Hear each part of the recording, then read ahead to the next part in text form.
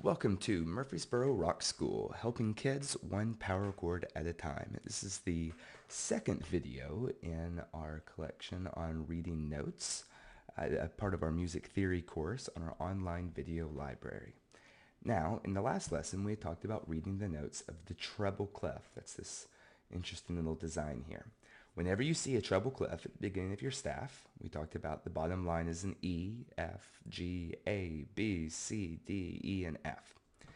And these notes are the notes above middle C, directly above middle C. So to pull our keyboard back up real quickly, let's just say that this was middle C. And remember, you find middle C, it's literally in the middle of the keyboard, directly under the logo. On the guitar, it's the third fret of the A string.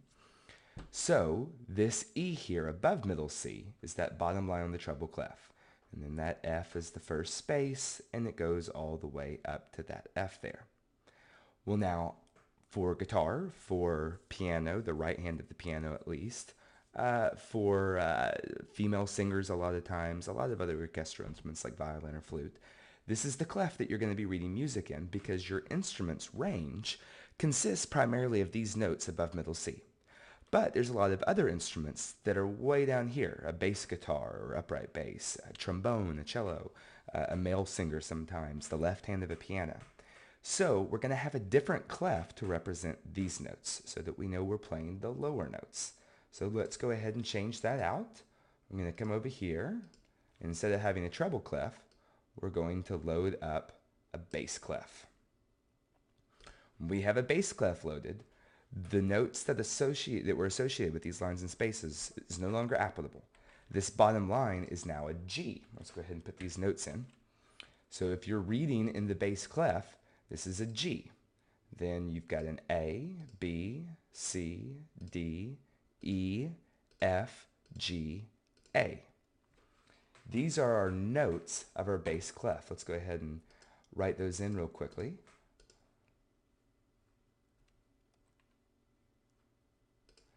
We had G, A, B, C, D, E, F, G, A. All right, so these are our notes on our staff on our bass clef. Now it's also important to note, just like the treble clef, these aren't any notes. These are the notes below, there we are, below middle C. So working kind of down, this A right here is the A below middle C. Then our G here is this G going all the way down, if you kept going, down to that G. Once again, this is the clef that your bass guitar is going to read in. Some lower male singers. On piano, a lot of times, this will be for the left hand. Piano is sometimes broken up where you have two actual stabs that are kind of connected. The bass clef's for the left hand, the treble clef's for the right hand. All right, so now, how are we going to remember this? Just like with treble clef, this is all just memorization. One of the easier things about the bass clef, the line that's between these two dots, the second to top line, is F. And this is even sometimes referred to as the F clef. So that line between the two dots is an F. That's a real good anchor point to remember. But let's talk about mnemonic devices as well. Just like with treble clef, we had every good boy does fine, and we had the spaces were face. We can do the same thing with the bass clef. So I'm going to delete our spaces real quickly. So we're left with our line. And we get GBDFA. Now, I have to admit, I've never heard a mnemonic device that I absolutely love for this one. Some people will use good boys do fine always.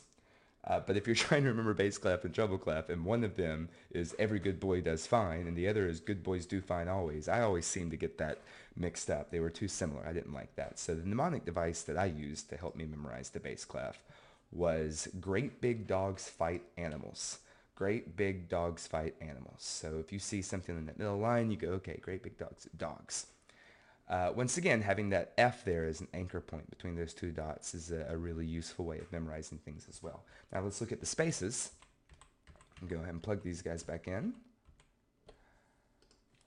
For our spaces, we certainly don't have something quite as convenient as face. Can't beat that.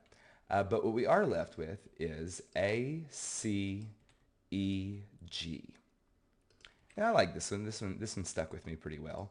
The most common mnemonic device for this is all cows eat grass. A, C, E, G to help us remember our spaces. So you plug in this top space and you go grass. That's right. But honestly, what helped me the most was just working off of remembering that F there, and you can kind of build around that pretty easily.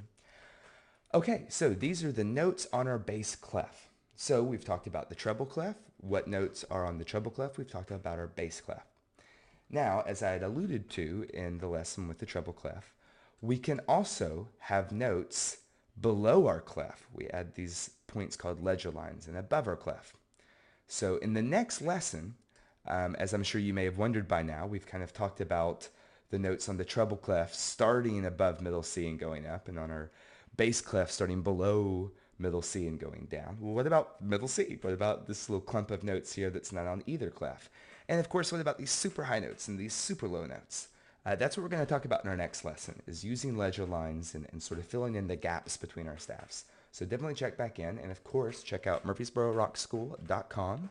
All of the other videos are posted there, some great articles, of course, tons of great classes and programs, and I look forward to seeing you at the next video. Thanks.